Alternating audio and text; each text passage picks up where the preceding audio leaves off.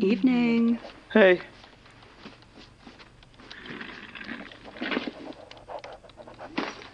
So, how's the novel coming along? What? Oh, right, yeah.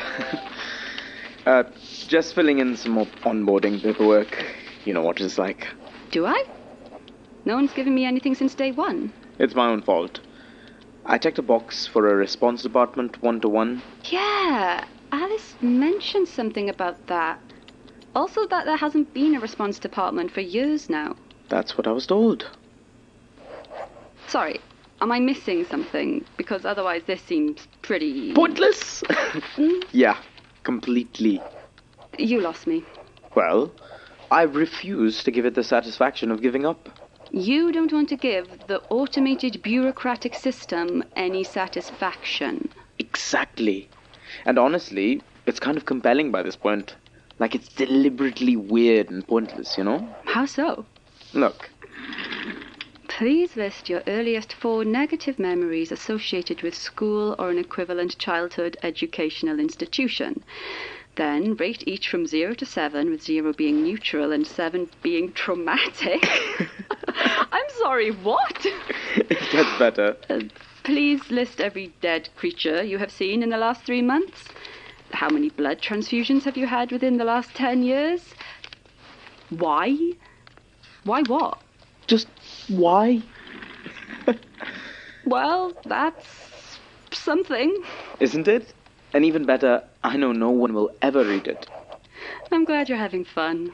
Sometimes it's nice to just have an excuse to sit quietly for a while and think about things. Things like, why? Why? See? You do get it. Well, I'm glad you're in a good mood, 'cause I've got some bad news. I can't find anything more on the Magnus Institute, and honestly, at this point, I'm out of ideas. That's all right. I really appreciate you humoring my little crusade, but maybe Alice is right. Maybe I should pack it in. I'm sorry. Life's too short, right? Isn't it just? Fancy a horrible coffee? Nah, I'm good. Besides, these bad boys won't fill themselves in. Don't have too much fun while I'm gone.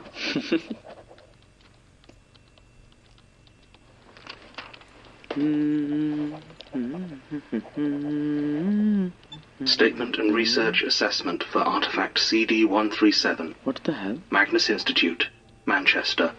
Private and confidential. Viability as subject? None. Viability as agent? Low. Viability as catalyst? Medium. Recommend referral to Catalytics for Enrichment Applicability Assessment. Statement follows. Yeah, I see you not touching them. Smart. But gloves aren't going to be any protection if your hand slips, and they go clattering across the table. I'd put them in that box real careful, because let me tell you, those babies are due for some serious bad luck. So yeah, I tell you all about them, how I got them, all that crap, and you take them away, right? You accept them. Good, I think. I'm pretty sure that's how it works. It's how it worked for me, at least. Put them in whatever vault you like, bury them, drop them in the ocean for all I care. All that matters is that they're yours now. It was Gary who roped me into all this. He was one of those hardcore nerd types, and right from when we were at school together he tried to get me to play in his stupid games. I mean, Advanced Dungeons and Dragons was the big new thing, but I never saw the appeal. I tried it once to shut him up, but you just sat around saying stuff that's not real. Where's the game in that? And after school, me and Gary drifted apart. No surprise. It happens, right? But then last year, Carl leaves me. It wasn't a huge deal. It's not like we were engaged or anything, and we'd barely seen each other since he moved to Doncaster, but it still hurt, you know? So when Gary contacts me out of the blue, begging me to join his group, I think screw it. Why not? Gary wasn't that bad. At least, I thought so. And God knows I needed a pick-me-up. A bit of harmless fun. So I turn up at his apartment and I realize Gary has been doing seriously well since school. He's got this sweet place over in West Didsbury. That said, when he invites me in, I notice he's looking kind of haggard. He's wearing this obviously expensive long-sleeved turtleneck, but he's got bags under his eyes. His trousers are torn, and he's walking with a limp. I ask if he's okay, and he mumbles something about a mugging, so I leave it alone. But I do notice that a bunch of bulbs have blown, and there's a huge leak over his massive sound system. I don't say anything, though. I mean, it's not like my tiny rented studio is any better. That said, I do notice a slight stain on his wall that I think might be blood. There's no one else there yet, just me and him, and I'm feeling pretty awkward. Then he starts talking about this game we're apparently going to be playing, and I feel an entirely different kind of awkward, because I have no idea what he's on about. Then he says to me that he assumes I don't have any dice of my own, and I tell him no, I'll have to use his. That puts a smile on his face. I know why now, of course. I was expecting him to give me a bunch of those cheap little plastic dice with all the different points, but instead he reaches into his pocket and pulls out a pair of normal ones. 6 sides, off-white, little black dots. You know what dice look like. I mean, you're looking at them right now. I ask him if we need, weird dice, and he shakes his head, saying this game just uses 2d6. He holds them out for me to take them, so I do. God, they felt heavy. It's been a while since I played the tables, but I've used enough dice to know they were too heavy. There was something else, too. From that point on, I own those dice. And I know it. Gary doesn't bother waiting after that. He immediately claims he got a call from someone else in the group. They can't make it, game's cancelled, sorry you came all this way, blah, blah, blah. And just like that I'm back outside, waiting on a taxi to get me home. Do I really need to give you the whole lowdown on the next bit? I mean, you said you're specifically looking for, what was it, supernaturally active items, right? I feel like when I tell you I'm giving you a pair of cursed dice, you can probably put the pieces together. Look, long story short, I start rolling them, and notice that they make stuff happen. I roll high, good things happen. Job offers, free coffees from hot baristas, tax refund. I roll low, bad things happen. Broken tech, lost money, bad moods all around. And when I roll really low, well, you've seen the scars. The thing is, though, I still don't really know if they ever made me roll them. I mean, I did. A lot. And I knew that the risks probably outweighed the rewards, but I don't think I ever felt them like calling to me, or anything, It always felt like my choice, even if it was a shitty choice. Besides, I've never gotten anything good in my life except by blind chance, so why should this be any different? After a while, though, I did notice that it's not actually random. You get a few high rolls, your next one is probably going to be low, and if you've gotten all the bad luck out, you've got good things coming. I know, that's meant to be superstition, but I'm telling you, I kept track, and I've got enough maths in me to be sure of the odds. They're not random. It all balances out, eventually. So that's when I get to thinking, what if the person rolling doesn't matter, just as long as the rolls balance out overall? Well, you see where I'm going with this. The weirdest thing, nobody ever said no. Some stranger approaches you, slides a pair of dice over to you and tells you to roll them, you say no, right? But they always did. Sure, they'd give me odd looks, tell me to get lost, treat me like the creep I absolutely was, but they still rolled them. And sure, I know better than most everyone loves rolling dice, but it does make me wonder how much control I ever really had. I did spread good luck as well as bad. After all, even when you stack the odds, plenty of people got high numbers, and then a letter arrives right there and then with welcome news. I hated them for it, though. Those stupid damn grins as they robbed me of my good luck. But when they rolled low, when you could see the misfortune dropping over them like a shadow, or better yet, when they rolled real low, and you could be certain that the next throw would be a good one, there was a dark joy to that, I'll admit. and my system worked. It wasn't perfect. I'd still get a few dud rolls here and there. A broken down car, a missed payment. Once I even went through a plate glass window. But for the most part, I'd really turned stuff around for myself, offloading all the crap to someone else for a change. Clearly something that idiot Gary had never even thought to try. And then it started to change, and the luck was different. Not in whether it was good or bad, but in how it was good or bad. At first it had all been pretty normal stuff, sometimes even predictable. But gradually it started becoming more, I don't know, abstract. Like it used to be getting an extra hash brown or whatever, and then it became just being in a good mood. And then finally you couldn't even pin down what had happened, you just knew something had. And as my luck kept getting better and better, I started to feel less and less connected to the world. Like I was a lucky ghost or something. Walking with normal people, but not really one of them anymore. I was just this figure, stepping into their lives long enough to gift them fortune or, more often, misery, before moving on. I started to enjoy that more than the luck. I was rolling for myself less and less, focusing more on being some mysterious stranger. I even began dressing for the part. I got hold of this long, dark coat, a wide-brimmed hat, grew a proper goatee, the works. This was up until about a week ago. That's when I see Gary, sat in a coffee shop just down the road from the fancy uptown flat I'm living in. Thank you, 66. And he looks normal. Not happy, exactly, but certainly not the miserable shell he'd been when I saw him last. And a vicious little idea comes to me. So I walk up to him, and I say hello. You should have seen his face. Guilt at first, sure, but then it slides into confusion when he sees the outfit. He starts to stammer out some half-baked apology when I hold up my hand to stop him. I put on the voice and tell my old friend thank you so much for the gift, and that I want to pay him back.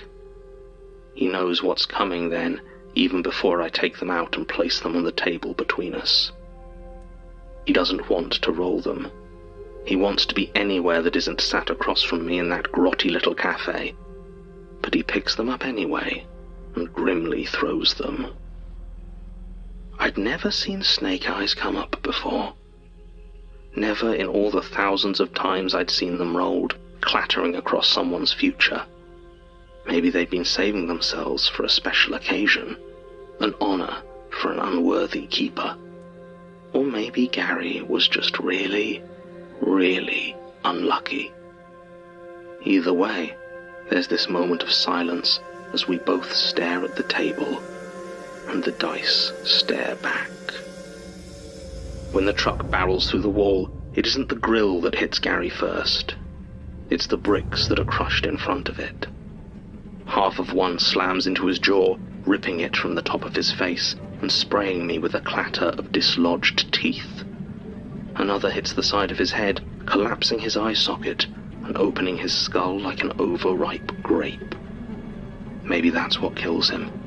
I hope so, because I don't want to think about what it must have felt like as the wheels of the massive vehicle rolled over him and ground his body into the lino. Apparently the driver was asleep at the wheel. The building is wrecked, but somehow nobody else was hurt except for Gary. Just unlucky, I guess. I stagger out of there before the police and ambulance arrive, and I throw up. I don't know what I expected to happen or what satisfaction I thought I might get from seeing Gary get screwed over by the dice, but that is too much, and I know I can't keep them. And that brings us about up to date. They're yours now, and I never want to see them again. Don't get me wrong, it's a blow, but I'm just not the right guy to carry them. Besides, I've seen how they treat people who give them away. It's a damn shame, though. Well, maybe just once more, for old time's sake. Transcription ends due to interruption. Statement giver declared dead by paramedics at scene.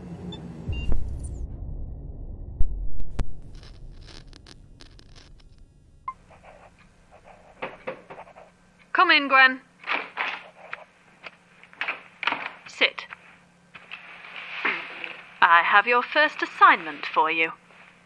You are to visit a man by the name of Nigel Dickerson and hand him this envelope, which contains a name and address. Take note of anything he says or does in response, especially his stress levels and emotional state, as well as those of any companions. I'm sorry, I'm confused. Was there something unclear about my instructions? Nigel Dickerson. As in the Nigel Dickerson. From TV. Possibly. I don't watch television.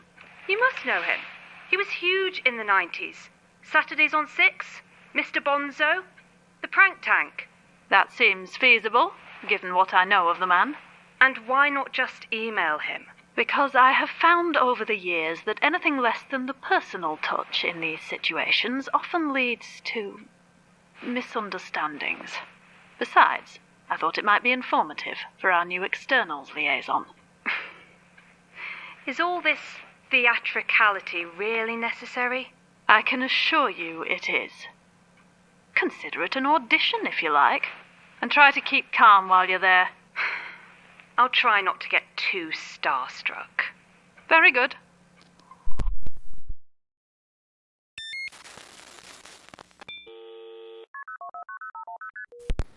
Cheers, my dears.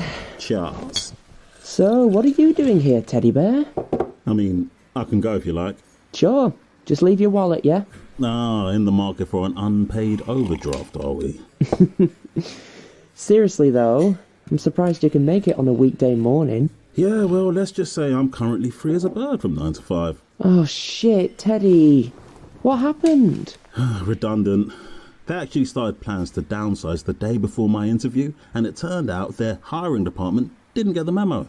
Last in, first out, you know how it goes. Bastards. Yeah. You deserve better than that. Yeah, well, since when does anyone get what they deserve, eh? French Revolution. There were some pretty just desserts there. Yeah. So, how's things back in the crypt? I mean, Lena's just hired a couple of, You hear me asking for a job? I only just got out. I'm staying well short of that creep show. Fair enough. It's all right. You met Sam, obviously, and then we had Celia join on top of that, so we're all staffed up for a change, which is nice. Nice?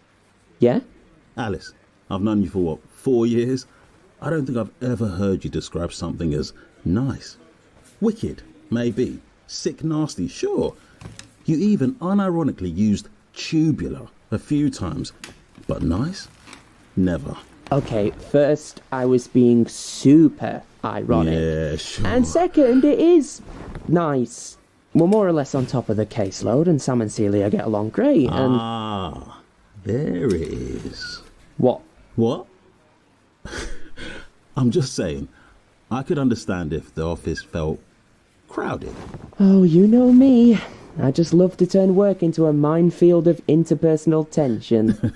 You guys were together for years. It's understandable. You know, people drown in the Thames all the time, Teddy. I've seen the statistics. It would look so much like an accident. Oh, hold that death threat. Looks like I've actually got an interview nearby, so... Say no more. You head off and I'll sit here working on my weepy alibi. I'm sorry, officer, it all happened so quickly. One moment Teddy was stood over the water talking nonsense about... the Sam, hey! Hey, you okay? Fine, thanks. Teddy, right? Mind if I join you? Afraid I'm actually just heading off, so... Hey, no worries. I'll have to leave you in Alice's tender care.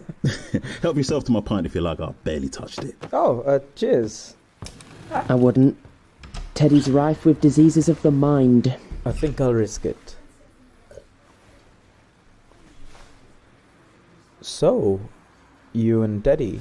Me and Teddy what? How long have you two... What? Oh my god. What is it with people today? Teddy! No! Harsh? Don't get me wrong, Teddy's a good lad, but he's not... Lurking in the woods, eluding hunters, and appearing only in occasional blurry photos? Look, mate, Bigfoot's a good lay. but he's got some real abandonment issues. But yeah, Teddy was in the area for a work thing, that's all. Anyway, why are you here? You only usually swing by at the end of the week. Well, I was actually hoping to talk to you. You talked to me all night at work. Well, I wanted to ask you something. Oh yeah? Something private? Yeah? I want you to come to some ruins with me. Come again? Listen, I know that you said I shouldn't pay too much attention to the cases and that, but I genuinely think there might have been something really weird going on at the Magnus Institute. And then there was this new case that came up and... Hang on. You already managed to talk Celia into all this guff. Why not take her on your little Scooby-Doo adventure? I mean, I do like Celia, But I'm not sure we're quite at the going to Manchester to dig through a burned-down building stage. Right. And we are. Oh, we used to be.